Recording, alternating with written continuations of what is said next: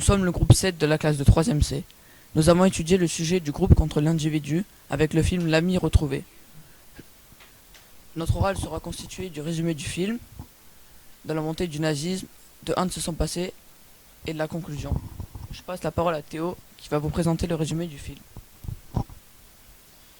L'histoire débute en Allemagne vers les années 1930 où l'on entend peu à peu parler du nazisme.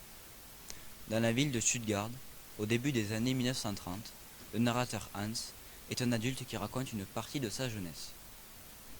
Quand il avait 16 ans et qu'il fréquentait le lycée. Ce jeune homme se sent profondément allemand et aime son pays avec passion. Il n'a pas d'amis de son âge et mène une vie solitaire.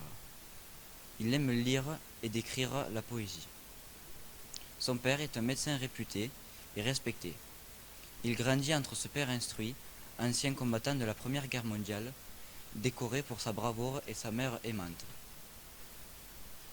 La famille, qui est juive, est installée à Stuttgart depuis des générations. Hans fréquente le lycée, où il s'ennuie, jusqu'au jour où un nouvel élève apparaît, Konrad.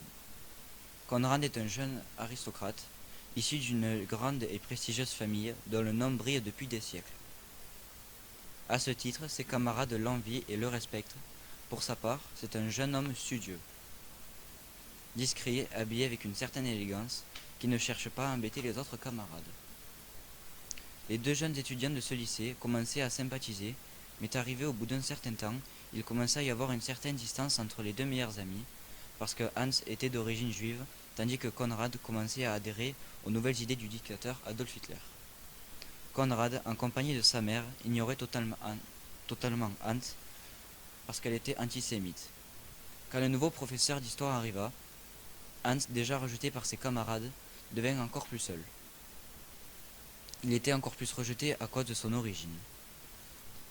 Les parents de Hans, voyant le conflit hitlérien prendre une grande ampleur, décident de l'envoyer en Amérique pour ses études et surtout de même pour le conflit entre Allemands et Juifs.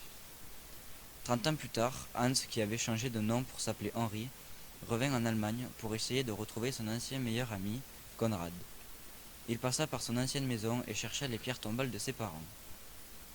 Puis, par la suite, repartit à son ancien lycée pour demander au directeur ce que Konrad était devenu. Le directeur du lycée l'amena voir un grand mémorial avec inscrit tous les noms de ses anciens camarades de classe. Hans, donc Henri, demanda comment Konrad serait mort. Le directeur regarda Henri et lui expliqua qu'il est mort en ayant participé à un complot contre le dictateur Adolf Hitler. Ceci est la fin du résumé sur l'ami retrouvé. Dans le film, on peut voir une montée du nazisme et de l'antisémitisme. En ville, de plus en plus de défilés des SA ont lieu qui sont soutenus par les Allemands avec le salut nazi. La propagande joue un rôle très important dans la montée du nazisme. Comme dans le film où un homme donne des affiches où Hitler est en premier plan pour lui faire de la pub, pour qu'il soit élu et que les juifs quittent le pays. De plus en plus de personnes commencent à basculer du côté d'Hitler en pensant qu'il est la seule chance de faire revivre le pays, comme Konrad et ses parents où ils commencent à rejeter les juifs, donc ils deviennent antisémites.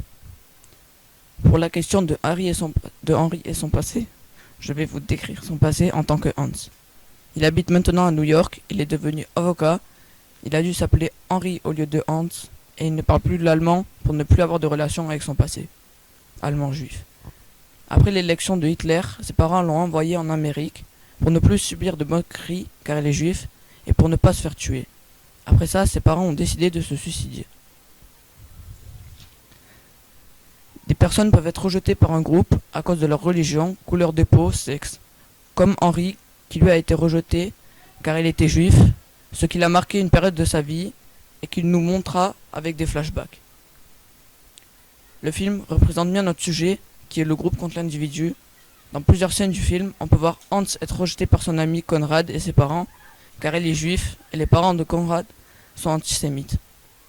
La deuxième scène du film, où notre sujet est bien marqué, est quand Hans est stigmatisé par Bolacher avec le soutien du professeur d'histoire, où il l'humilie parce qu'il est juif. Voilà la fin de notre exposé sur le groupe contre l'individu. Merci de nous avoir écoutés.